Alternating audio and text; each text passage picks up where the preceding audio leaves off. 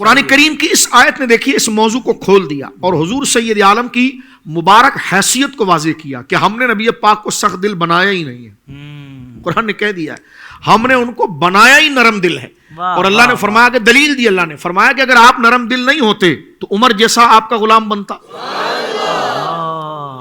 مولا مرتضی شیر خدا جیسے آپ کی سیرت سے متاثر ہو جاتے، صدیق اکبر جیسا فتین ذہین شخص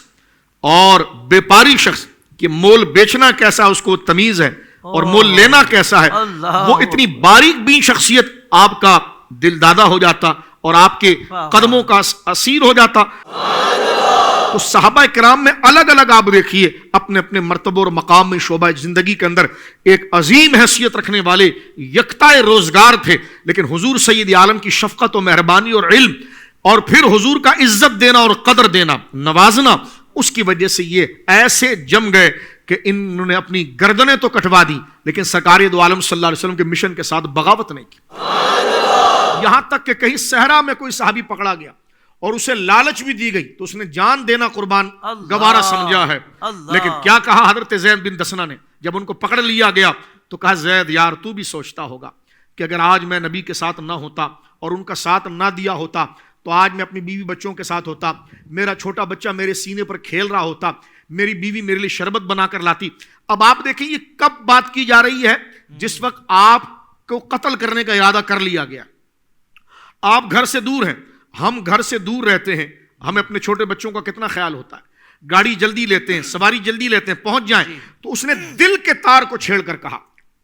کہ تو بھی سوچتا ہوگا ہائے میرے گھر میں کیا گزری ہوگی، بیوی انتظار کر رہی ہے، بچہ انتظار کر رہا ہے، جو آنے کا وقت ہے اس وقت میں آیا نہیں. تو دیکھیں دل کے جذبات چھیڑ رہا ہے اور کہہ رہا تو کہتا کاش اچھا ہی ہوتا کہ میں محمد صلی اللہ علیہ وسلم کا ساتھ نہ دیتا اور میں آج اپنے بیوی بچوں کے ساتھ ہوتا، یہ اور میری جگہ پر جہاں لٹا کر مجھے تختہ مشق بنایا گیا ہے اور میری گردن ماری جا رہی ہے تو میری جگہ پر وہی ہوتے اور میں اپنے بیوی بچوں کے ساتھ ہوتا. تو ساری تقریر تو آپ نے سن لی اس کی، لیکن جب اس نے یہ کہا نا کہ تیری جگہ پر تو دل میں یہ سوچتا زید کہ میری جگہ پر نبی پاک ہوتے اور میں اپنے بیوی بچوں کے ساتھ ہوتا، تو اس وقت انہوں نے سر اٹھا کر فرمایا غلط سوچا تو نے. فرمایا میں اگر اپنے یہ تو میرے آقا کا یہاں پر ہونا جہاں تو میری گردن مار رہا ہے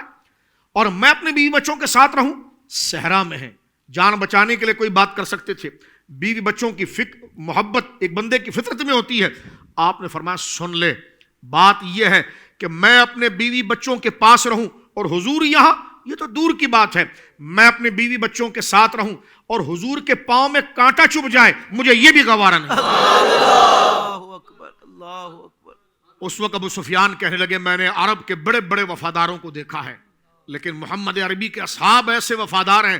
ایسے وفادار میں نے نہیں دیکھے. تو آپ مجھے بتائیے جناب یہ وفاداری یقیناً علامہ صحابہ کرام کے اخلاص و کرامت کی دلیل ہے، لیکن چمک تجھ سے پاتے ہیں سب پانے والے. یہ کون سی ایسی ہستی تھی؟ اللہ اکبر. اور اس ذات میں کمال کیا تھا کہ جن کے نزدیک، ان کے ماننے والوں کے نزدیک بیوی بچوں کی محبت ہیچ ہو گئی، اپنی جان بھی ان کے نزدیک ہیچ ہو گئی اور وہ ذات اتنی با کمال ہو گئی. تو اصل میں یہ حضور کا معجزہ ہے جو ظاہر الصحابی سے ہو رہا ہے. سرکار خود اس با کمال ہے کہ ذرے جھڑ کر تیری پیزاروں کے تاج سر بنتے ہیں، سیاروں کے چمک تجھ سے پاتے ہیں سب پانے والے. تو گویا کہ دیکھیں حضور نے پھر ایسا حلقہ تیار کیا. سوشل میڈیا پر اسلام کی صحیح تعلیمات جاننے کے لیے ابھی حافظ سائر قادری کا نیا YouTube channel Islamic digital studio subscribe کر لیں اور ہاں نوٹیفیکیشن بیل آئیکن کو بھی پریس کر لیں تاکہ ہماری نئی ویڈیوز آپ تک بر وقت پہنچ سکے.